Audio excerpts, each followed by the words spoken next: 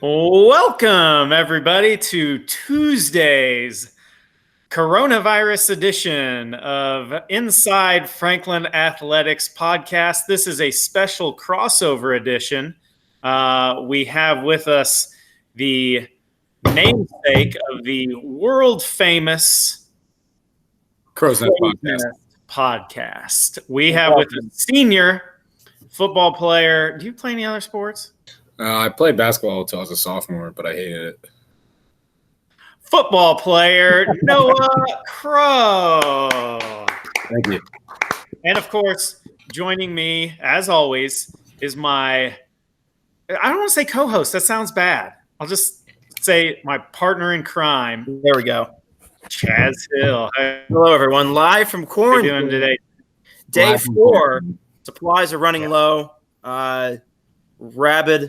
Rabid bandits have taken over the town. It's just a calamity out there. No, everything's fine. We're doing okay. I think we may go on a travel ban pretty quickly here. It wouldn't surprise me. Yeah, I think it's going to get a little bit crazy. Good thing for us, my wife and I, we just started the Daniel fast. Did I say that? Did you guys know what that is?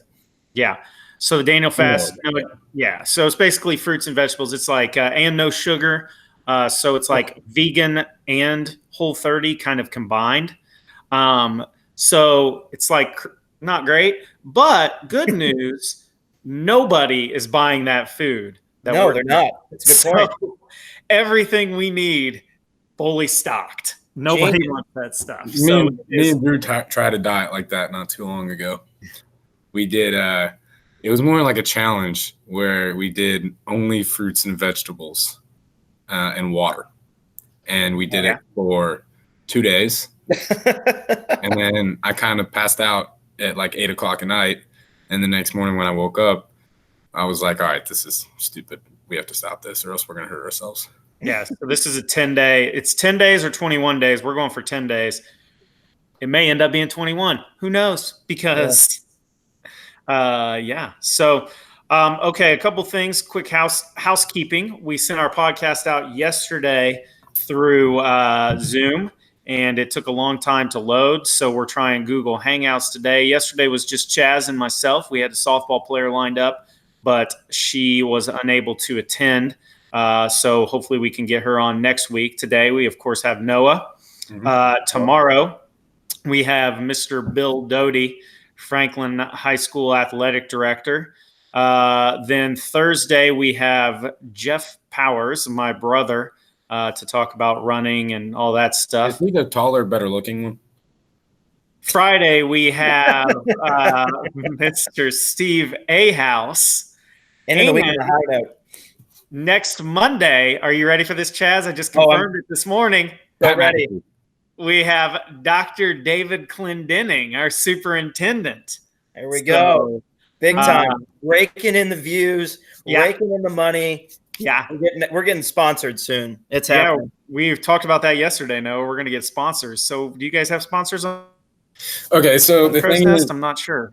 On Anchor, you can do it where you have like the ads. And basically, I could make like $1 a podcast, but I care more about our viewers than I do raking in a total of $19. Yeah. When was the last time you had a podcast for your viewers that you care so much about? It's been a minute, at least a month. We need to do it a little bit more. But with this whole coronavirus thing, you should do crazy. You should do it like this. Yeah, we were talking about that. We were talking about doing it and then having Ian McCullough on because he's got a huge conspiracy about. Do you know what QAnon is? Oh God! Don't listen to that nonsense. And then how it affects like coronavirus and all this. Oh, it's interesting to say the least. QAnon is a cesspool. It's an internet cesspool. Is it like Reddit except for worse? Oh yes, it's so bad. It's very bad. Yeah. All right. So Noah, thanks for joining us. That's all the time. No, I'm just kidding. So let's just talk about kind of your senior season of football and how that went and just kind of the expectations that you had going in and you had a position change. Is that correct? Yeah. So my sophomore and junior, I played receiver and then H-back, and then I completely flipped the script my senior year and went to linebacker and played outside linebacker all year. So that was definitely fun and exciting. How was it going from getting hit to hitting people? I don't know. I was always doing the hitting.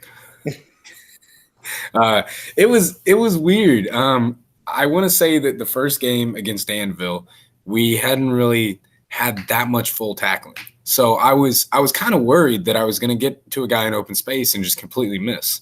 And sure enough, my first tackle, I pretty much ducked my head and did that exactly. But really, after I got the first miss out of the way, I figured it out, and it just kind of came second nature. So how long have you been playing football? I've been playing since I was like a fourth grader, but really before that. We used to go out. We used to watch Colts games on Sunday and then go out in the driveway and throw the football around or in the court.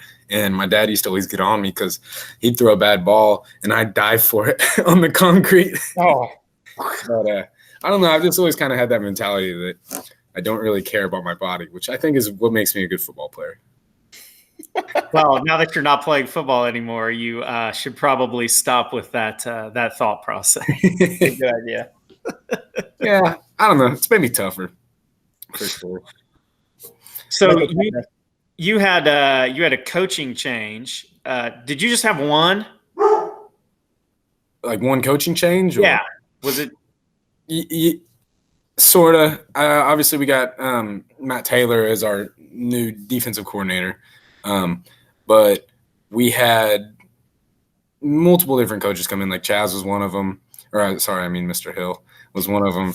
And I'm trying to think, was there any other coaching changes? Well, there was kind of a big coaching change. Your head coach? Call? Yeah. He's been here for 3 years. Okay. Nonetheless, I went from like positional coach. I went from Coach Martin, who I'd just known forever, and he was my dude, to Durrett, who I've always liked, but I didn't know him that well. And we became good friends as the year went on. That was kind of cool because he went to Decatur and played, and a lot of his coaching was kind of just go find the ball. You know, obviously he taught us like gaps and stuff like that, but a lot of coaches get too nitty gritty with it and want to just teach like a whole bunch of, I don't know, just like make sure your form and everything's right, then make the play. And he was kind of like, you know, follow the scheme, but go make a play. And I really liked that coming into it because I didn't have to think as much. Where I feel like with a different coach, I might have had to think too much and it could have screwed me over. But he was definitely the right coach for my first year. We definitely don't want Noah Crow to think too much. We definitely don't want that. Is that possible? Yes, I've definitely overthought a few things. But yeah, it was cool having Taylor too as a first year coach because I remember when I think it was either winter or the spring, he came into the weight room and all the guys were chirping like, "Hey, that's our new defensive coordinator." And you know, he didn't talk much when he first got here, and you know, we're thinking, you know, we knew he was in the military, so we were like, "Oh, he's like a Marine or something." You know, he's just like this, like, I don't know, just a hard dude. And as the year went on, like he was that, but he was also kind of a softie at points. Well, that's good you don't have him as a coach anymore, so you don't have to worry about that. We'll tell him you think he's soft. I'll tell him, you know, whenever we get back from his coronavirus stuff. So what was it like just this year in general, winning? Yeah, it was a foreign concept. I think you obviously didn't know this, but when we were in middle school, my class went like 7-2 and 6-3 or something. So we were pretty good in middle school. So we were used to it back then. But then we came in and we had all these high expectations our freshman year, and really quickly Drew got moved up to varsity, and we were just kind of missing a few pieces. So tell the story about Drew getting moved up to varsity. Ooh, okay, so we were probably 3 or 4 games in the year, and our starting quarterback was Jake Moore. And we were still running the triple option because we were under Reese, and this was my freshman year. And Drew at this point was playing JV. He played 2 or 3 games with us, and then he played 1 game at JV. And so me and Sam are the quarterbacks at this point, Sam Albright, and we're out throwing before the game, getting warmed up. And all of a sudden, this truck pulls up and parks where the coaches are. And Jake Moore gets out, and we're like, "What's going on?" He walks in with his bag, throws all his stuff in his bag, and just walks out with his bag in his hand. And we're like, "What in the world just happened?" Soon enough, the rumors get around, and we're like, "He quit." So the whole next week, everyone was talking like, "Oh, who's next up?" And at the time, Drew was a freshman. There's a sophomore quarterback, and then there was also a senior quarterback. The senior quarterback had played 2 years under Reese. His name was TJ Allfield.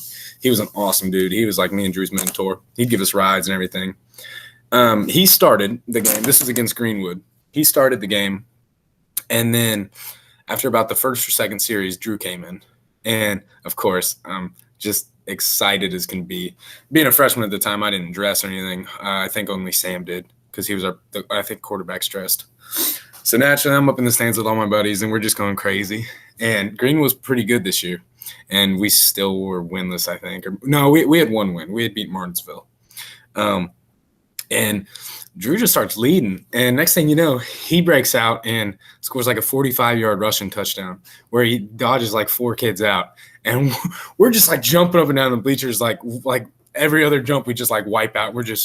It was awesome. So we ended up losing that game. It was a close one. It was probably like 35, 28 or something close like that. And as the year went on, Drew just kind of found his rhythm. And, oddly enough, you guys not being here back then, you probably wouldn't have guessed it, but Drew was way bigger back then than he is now. Actually, I knew that because it's my dog. I knew that because I know the calls from Tri-West, and so I went when you guys played Decatur Central. I went and watched that. And he was a pretty big guy. Yeah, he was huge. I mean, he was probably an inch shorter than he is now, so he's probably 6'2", 6'3", but he was every bit of like 260, 270. I mean, he was powerful, but he wasn't nearly as strong. Oh, yeah. I'd say probably 250 to 260. I mean, he had like baby fat on his arm. I thought he was like 6'3", 370. Yeah, probably that. Closer to that. Wasn't that what it was? Either way. But yeah, he was a big dude. Yeah. And pretty much the rest of that season, we just got steamrolled. We were not that good of a team at the time. But as sophomore and junior year came along, sophomore year, we felt better about our squad because we had a large group of seniors at the time. And that season was tough. We went 1-8 or 1-9, and we lost games by 1 point, 2 points, 3 points, 5 points, and 6 points. So it was just the whole year was just heartbreakers right at the end. You think that kind of helped with this, just learning how to win or how not to lose, I guess? I don't know. Yeah, in a way. Now, so my sophomore year, I started the 5th or 6th game of the year. I played the whole season, but I didn't start till the 5th or 6th game. So I wasn't a key contributor on that team, but I got enough where I kind of got used to it. And then my junior year is when I started the whole year and probably had – 5 or 6 touchdowns, so I was a contributor to some degree. But really, I think for me, the moment that got all the guys together was at the end of that year. We lost. We were 1-9. No, we were 2-8 because we started out the year 2-0, and we had gone. I felt like we were pretty good because we started the year 2-0, and then we ended up losing. And at the last game of the year, we lost to Whiteland in. I'm doing a podcast here. Do you mind? No, I don't mind at all. It's my Carry on.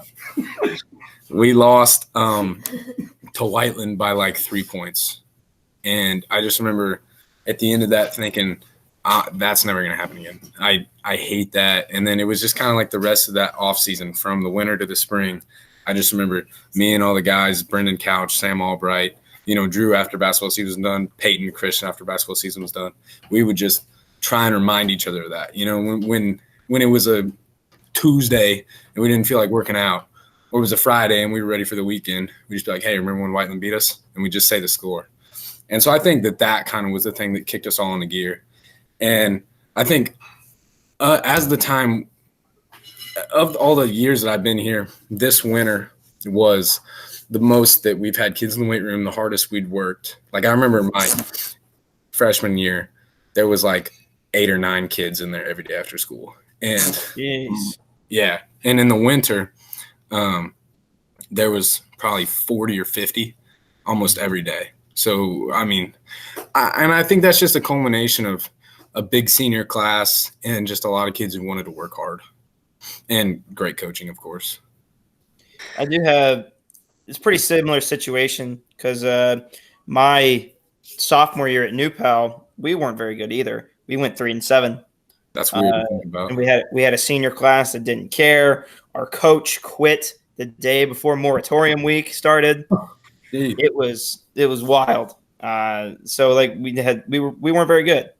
And it took us getting trounced by like our biggest rival, who's Mount Vernon, and losing our rivalry game trophy to kind of really do exactly what you said. Kind of flipping the script on the culture and realizing like, hey, if we commit to something, we can fix this and we can change it. And I mean, that's just what it takes. It takes a group of kids that are willing to like lead and show example of what it should look like in the weight room every day. Like, this is the expectation. If we want to get better, that's the kind of stuff that it takes. So I know exactly what you're talking about. It's a really cool feeling because you can kind of feel it as it's changing. Yeah. And it's pretty cool. Yeah. And I think I agree with you. I think that the Whiteland game was kind of the culmination of all that. Because obviously you guys know about, 16 years and 22 games, but like I've been there for most of them. Like I remember you remember that senior I was telling you about, TJ Alfeld, the quarterback? Well, his sophomore year, we were really close. We lost to him by 3 points in a blizzard. And I remember standing there on the bench, just freezing my tail off that whole game thinking, this is the year. And, just so many like short like fallings and like just being so close. And to finally flip the script and to beat those guys, it was like, wow, we did that. And I think that was probably the coolest part of the whole year was beating those guys. Just because like afterwards, like Drew can attest to this too. Like we both got so many texts from older guys that we knew that were just so happy for us. Like 10 to 15 texts at least each from different guys. And that was the coolest part of it. Feeling like this wasn't all us, that this was like a culmination of years coming of different guys who cared, and I think that was the coolest part of it all. Yeah. And I could just tell, I mean, I've been in the community for a little bit. I mean, I went to the college and I worked here for a little bit, but nothing like growing up here, like you have and your friends. I could just tell how much it mattered. And I could tell how much, not just, the older people in the community, but people your guys' age who all the years that you've kind of grown up, that's kind of been the way it is. And to see you change that for everybody with that win was really cool. It was really awesome thing to be a part of. Yeah, and there was a lot of bad blood between those guys and us too. Like, not all of them. I like some of those guys now that I didn't like during that game.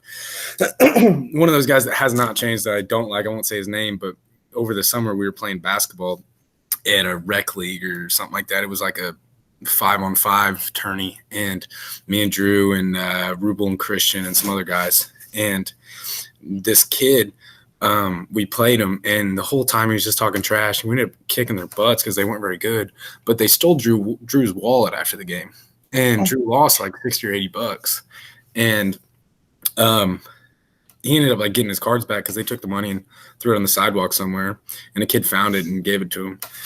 But if you watch the highlight reel from that game, at the very end, you can see, if you really want to know who the kid is, you can see the kid go to kind of shake Drew's hand, and Drew just like shakes his head. And he's like, and it's just like every time I watch that, I get kind of goosebumps thinking, oh, that was so nice. That felt so good to beat those guys after and you saw it on Twitter, how much trash they were talking. It was just awesome. Yeah, that was the first. So that was the first Franklin High School football game I've been to since 1999. So I went 1 year after I graduated high school. I went back, and that was the last time I'd been to one. And it was really cool. The atmosphere was great. It was a really nice night. Just a great game in general. Just getting to be there, it was so cool. Just that I was sitting on the field and I was pumped, and I was with my brother, and we were just like jumping up and down and pumping our fists. It was really cool. And yeah, that's one thing about the season I'll never forget is how many people ended up showing up. Like between the Whiteland game and the Mooresville game, Oh man, there was a couple thousand. I mean, there were probably 3,000 or 4,000 people there at each. And just to look up in the crowd after making a big play or something, which when I'm playing, I tend to not think about, like I zone everything out. I'm not thinking about the crowd. I'm not thinking about anything but just playing. I mean, it could be empty for all I care, but every once in a while, just being a senior, I wanted to remember it a little bit. So I'd look up and to see 3,000 people just going crazy, the whole like fence around it is just like 3 people deep, just thinking like those are people that I've known since I was a kid. I mean, some of those people were like there when I got baptized or there when I was just younger. And like I've stayed the night at those people's houses and they're just going crazy. That was the best part of it all for me, besides beating Whiteland. Naturally. And so you're in a situation like that. If you're in something like that, how do you go from and how quick does it go? And what do the coaches do? Go from, okay, we just won this huge game against our huge rival who we don't really like to, but 7 days from now, we've got to play. Was it Martinsville, I believe, was next? Yeah. I think it was so. Martinsville, who is pretty good too. How does that work? Well, I think almost every game it's kind of like Coach Call would say have the night, and then don't do anything stupid. Come in the next morning, we'll get to work. And I think that night he was just like, it goes without saying, you guys get the night to celebrate this, But then I mean, we came in Saturday morning and we were still happy about it, but I mean, we were right back to it. At least Monday. I mean, it's hard not to kind of sulk in that for a minute, but I think for sure by Monday we were just completely locked back in. I think one of the good things about it is that obviously it could have gone south and been like, that was the best thing we could have done all year, and then the rest of the season doesn't matter. But I think the leaders that we had on that team knew that, no, this is just kind of like the starting point of where the season can go. And I think you guys did a great job of, rising to that and saying like, no, this is not the best thing we're going to do. We're going to take this. Yeah, we're going to, celebrate it accordingly the night of, but then we're going to keep building on it. So I feel like that was a lot on you guys too, not just the coaches. I felt like you guys did a good job with that. I think that probably comes from a lot of years of losing and just knowing that feeling of like how much it sucks to lose, especially when you feel like you're a better team than you're showing. So I think that coming out of that, we were like, all right, we're not, that was great, but we're not going back to our old ways. I think we've had that instilled in our work ethic or our character since we were, freshmen and sophomores. Mm-hmm. Do you have, other than like the entirety of, beating Whiteland, do you have a favorite moment from the year that you'll like always like just remember? Because I have a ton of those. I have a ton of them. Is there one that sticks out in your brain? Like not related to Whiteland? Yeah, other than like beating Whiteland, like a specific moment or like a specific play or just a sideline moment or something. Yeah, there was a few in that playing field game. If you remember, me and Brendan and Wyatt all had crazy games. Like we had like a combined like 55 tackles, an interception, a fumble recovery, a forced fumble. Like we all played out of our minds that game.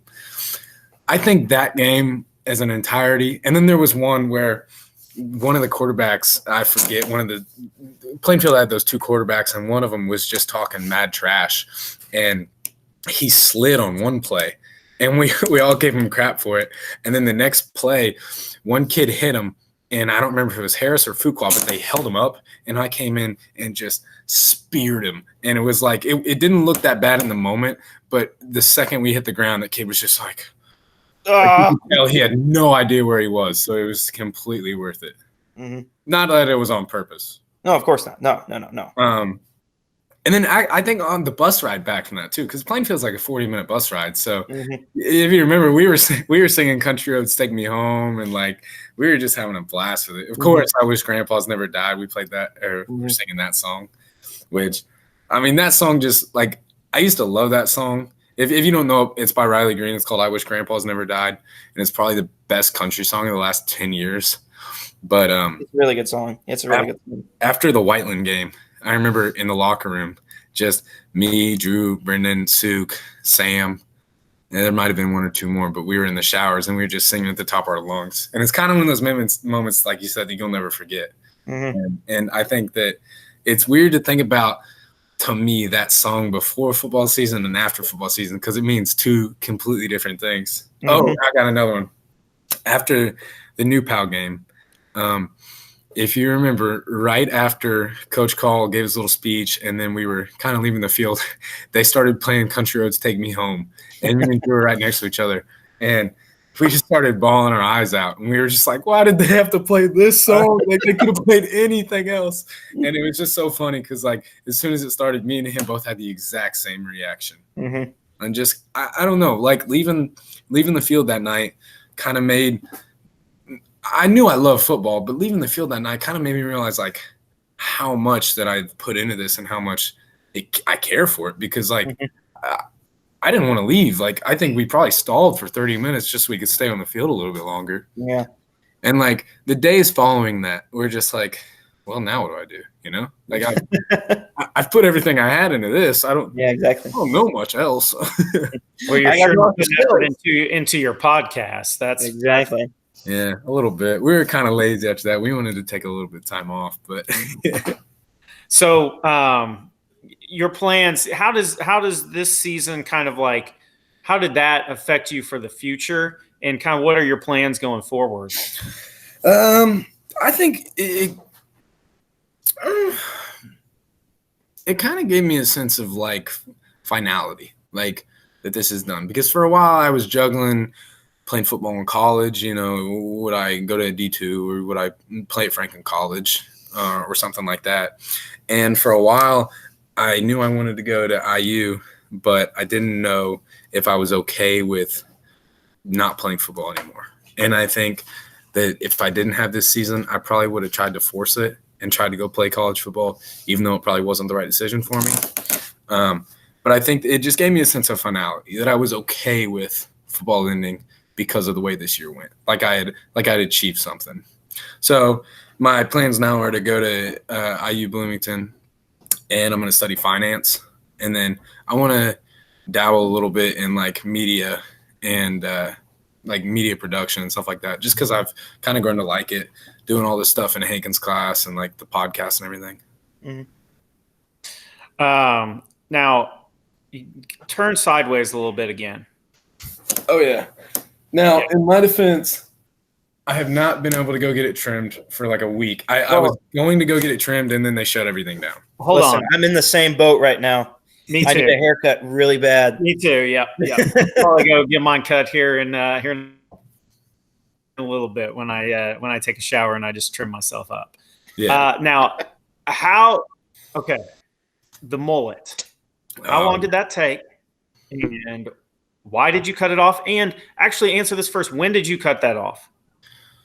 I cut it off right after football season, in one of the first week. Okay, so I think it was Wyatt who cut his off in January, wasn't it? Yeah. So really, this is all Wyatt's fault. Yes. Okay. He's like Samson. Yeah. He had the Also, Gavin coronavirus. Staples had his for a while too. I think he might have been the last one to cut it off. No, Jacob Wagner still has his, and I saw it the other day, and it is incredible. It is so long. It's awesome. So why did you decide to grow a mullet? Okay, so back to the old country music theme.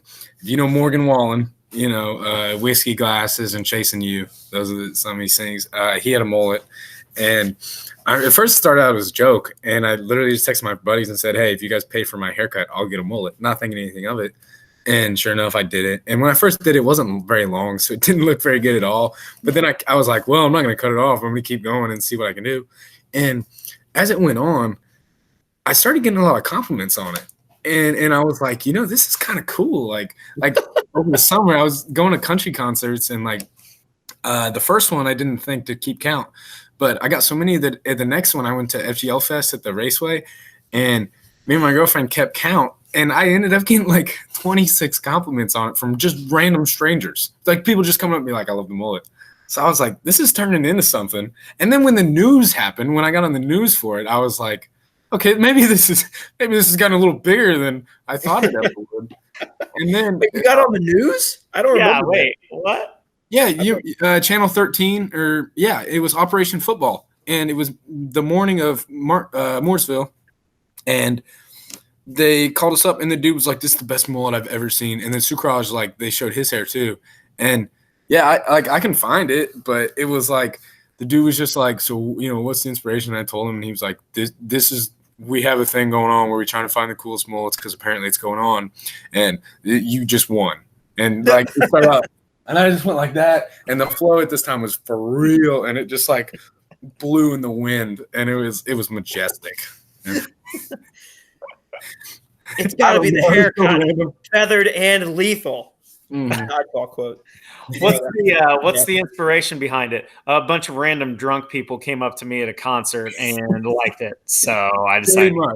Pretty much. Did you ever think of putting the lines in it? No, I do not. Racing stripes.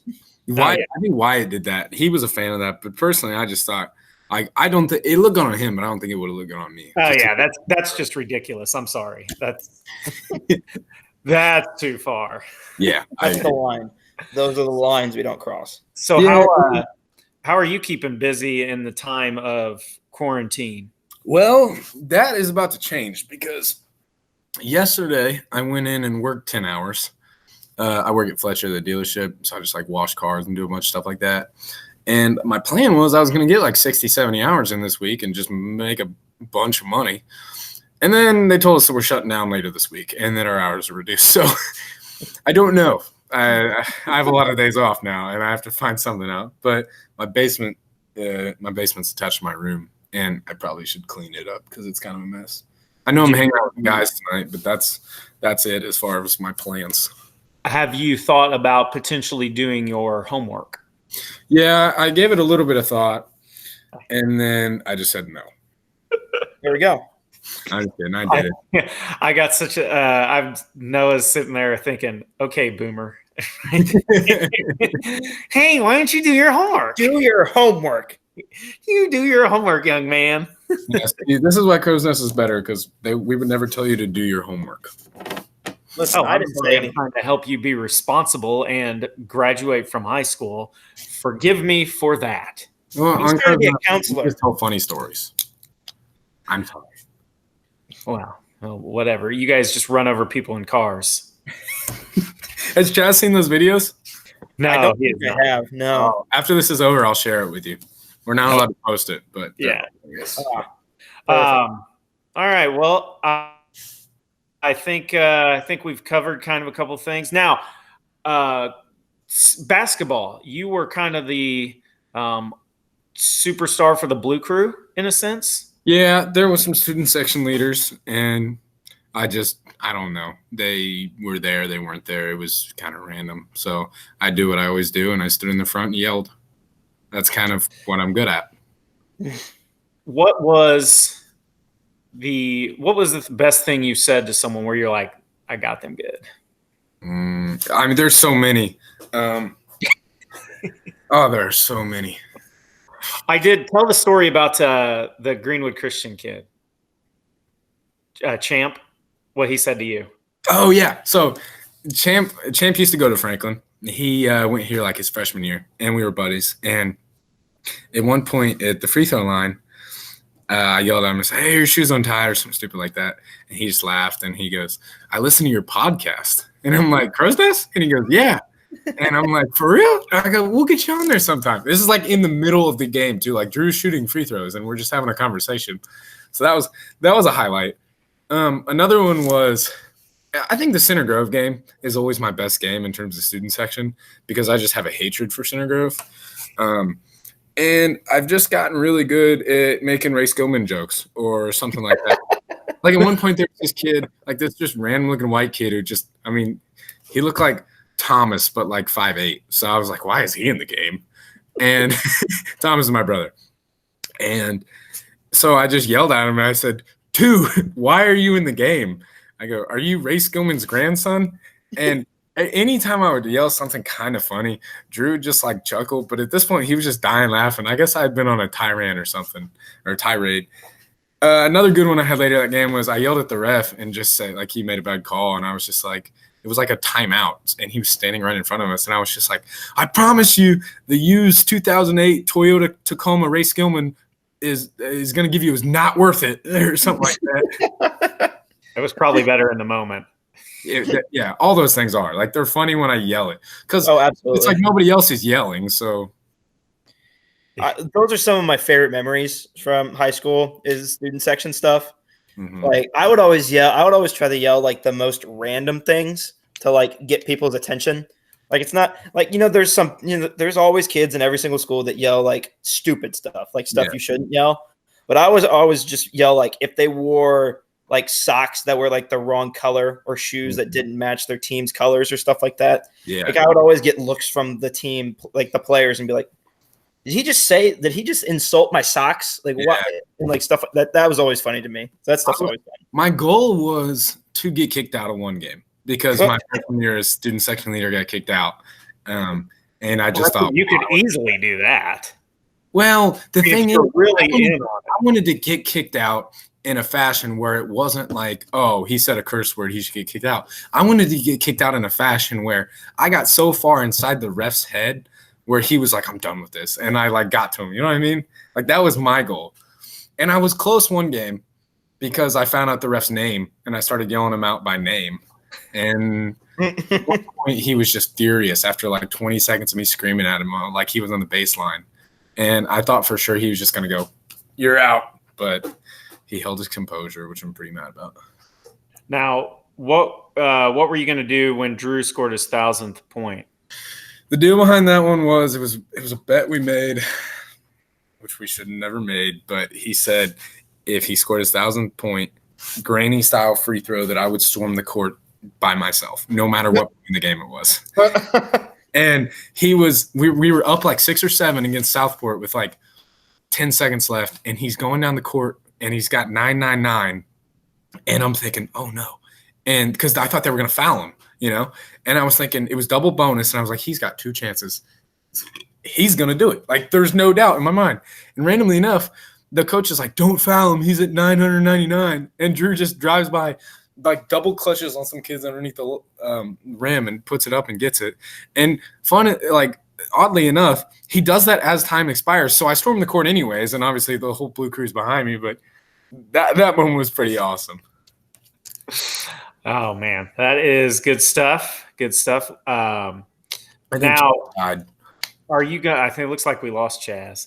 Are you going to get tickets to the IU, like all the IU stuff, and go to those? Or Yeah. I got a buddy whose grandpa is Don Fisher. So, like the play-by-play guy for Hoosiers, who has been for like 40 years. Don Fisher does not need introduced to anyone. Yeah. So you just – I don't know who he is, but it's okay. It's fine. Just keep talking. Oh, so he does need introduced. You don't know Don Fisher? I'm not an IU basketball fan, so I don't know these things. Oh, man. This is what happens when you go to Franklin College. Oh, wait, I'm talking to 2 Franklin College alums, aren't I? My wife is in here, and she said she knew who it was, and she doesn't really follow basketball that much. Oh, geez. I don't know. Chaz, who are you a fan of, Chaz? Well, the problem is Solo. My parents didn't go to big like sports schools. My dad went to Hanover, and my mom went to Ball State. My dad played football at Hanover, but so we never really grew up rooting for a college basketball team. And my brother went to IU. So I'm a little partial to IU, but I don't hate Purdue. So I just kind of cheer for anybody from Indiana. So I don't Yay, teams. Yeah, exactly. Go sports. Okay, fair enough. Yeah. So yeah, so my parents, it's not my fault. I hope he said he could get us some tickets that way. For football, one of my other buddies has season tickets, so maybe I could just tail along with him or something. But I plan on more so doing the tailgating aspect of that. That's my plan for all that, as opposed to actually going to the. I went to 5 games this year for IU football though, but I don't know, something about the stadium is when it's cold and wet, it's colder and wetter, and when it's hot, it's hotter, and I don't know, something about the game is just it's so open that and it's all metal and the bleachers are hard. I'd rather just watch it from the tailgate fields, honestly. It's just hard hitting analysis from Noah.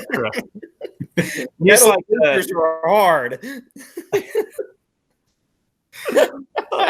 metal bleachers when there's sun shining on them is hot and uncomfortable. Yes, that's what I'm saying. I did not think of that.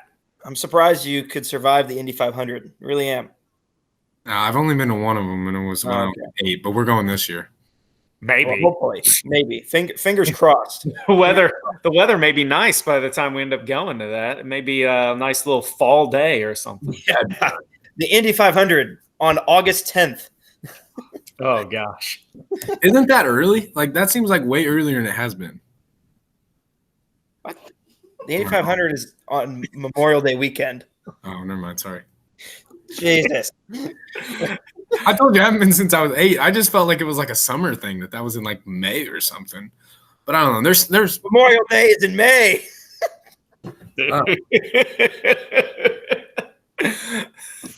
I think you're thinking of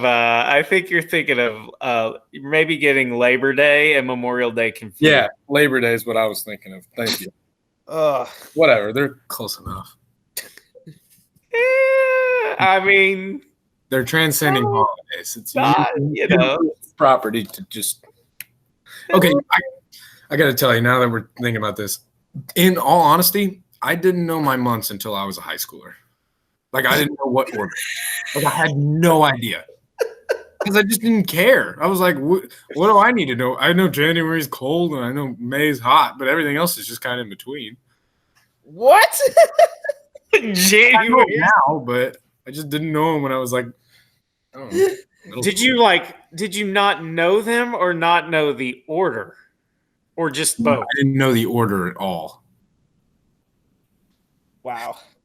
So were you like, when it was like I'm learning so much. Or when it was like snowy or something, did you walk in like have to talk to someone and be like, boy, it's a cold July day here?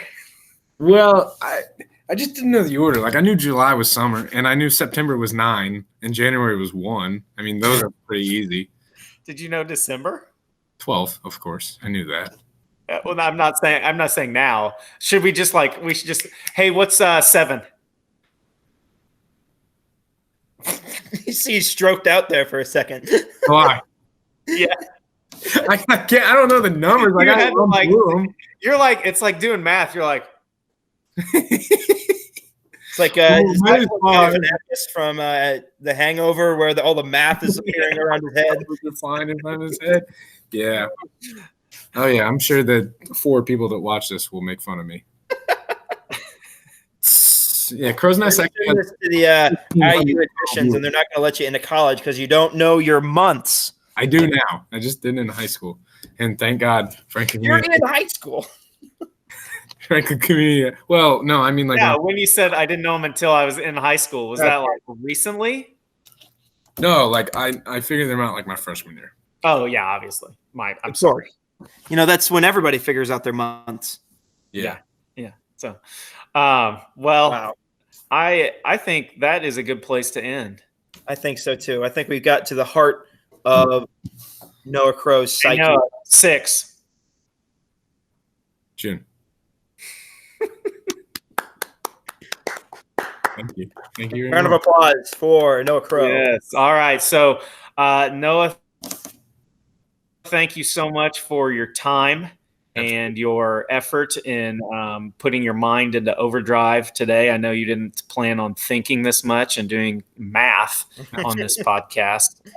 That is something that we try not to put too much of our on our guests, but we appreciate it. So we may, who knows how long this is going to last? We may end up calling you back. Yeah, we might run out of guests. No, yeah. I mean, now the work's done pretty much. Like I can do it anytime. Yeah. All right. Well, we'll keep that in mind. So join us, everyone, for another exciting episode of Inside Franklin Athletics tomorrow, when we will have Franklin Athletic Director Bill Doty joining us. So we will see you tomorrow, and stay safe. For sure. See ya.